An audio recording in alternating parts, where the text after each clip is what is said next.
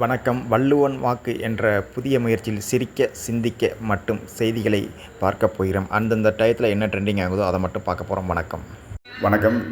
ஜெய்ஹிந்த். இப்போ பார்த்தீங்கன்னா உங்களுக்கு வேளாங்கண்ணியை பற்றி சர்ச்சை நீண்ட காலமாகவே நீடிச்சுக்கிட்டு இருக்கு. இது பார்த்திங்கன்னா ஒரு பிரிட்டிஷ் அளத்தால் திணிக்கப்பட்டது தான். ஏன்னா நம்ம மண்ணுக்கு நம்ம இதுக்கு என்ன தெய்வம், குலதெய்வத்துக்கு கூட ஒரு நீண்ட வரலாறு இருக்கும். அந்த மண்ணுக்குன்னு அந்த சக்தி இருக்கும்.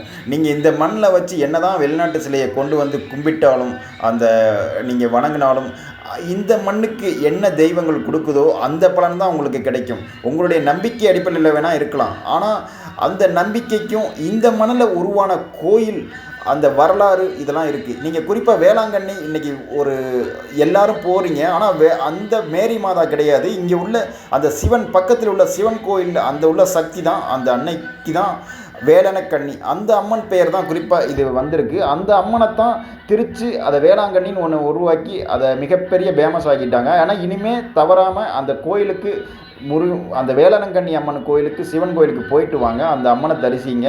இதுதான் அவங்களுடைய பலனை தான் உங்களுக்கு கொடுக்குது. அந்த இதுக்கு உண்மையான வரலாறு இதுதான் அந்த இதுக்கு. அதனால் இதை வீடியோ ஆதாரமாகவும் கொடுக்குறேன். தவறாமல் கேளுங்க. ஏன்னா சிகப்பாக இருக்கிறவன் போய் சொல்கிறான் அப்படிங்கிறது நம்ம இனிமேல் அந்த மெய்வாதமே இருக்கக்கூடாது. நம்ம என்ன நம்மளுடைய ஆராய்ச்சி முடிவெடுக்கும் எதாக இருந்தாலும். வணக்கம். செய்தி வேளாங்கண்ணியில் நான் இருக்கிறது வேளாங்கண்ணி ஆலயத்தின் முன்னாடி. வேளாங்கண்ணி ஆலயம்னா மேரி மாதா ஆலயம் முன்னாடி தான் நிக்கணும். நீ ஏன் சிவன் கோயில் முன்னாடி நிக்கிறேன்னு கேக்குறீங்களா?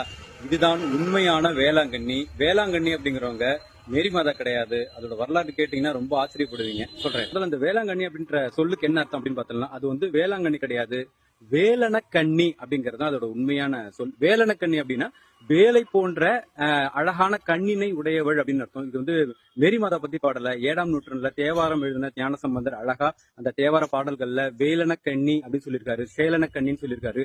வேல் போன்ற அழகான கண்களை உடைய அம்பிகையே அப்படின்னு வந்து அது பாடியிருக்காரு. சம்பந்தரால பாடல் பெற்ற இந்த கோவில் வந்து வேளாங்கண்ணி சர்ச்சுக்கு ரொம்ப பக்கத்திலையும் கிராம நிர்வாக அதிகாரி அலுவலகத்துக்கு ஒட்டியும் அமைஞ்சிருக்கு.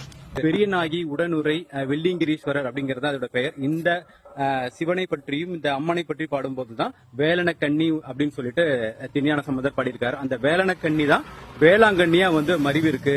இந்த வேளாங்கண்ணி நாகூர் பக்கத்துல நிறைய சிவாலயங்கள் இருக்கு. டச்சுக்காரர்கள் போர்ச்சுகீசியர்கள் வந்து நிறைய அழிச்சிருக்காங்க. அதுல தப்பி பிழைத்த ஒரு சில ஆலயங்கள்ல இது இப்ப புனரமைப்பு வருது இந்த கோயில்.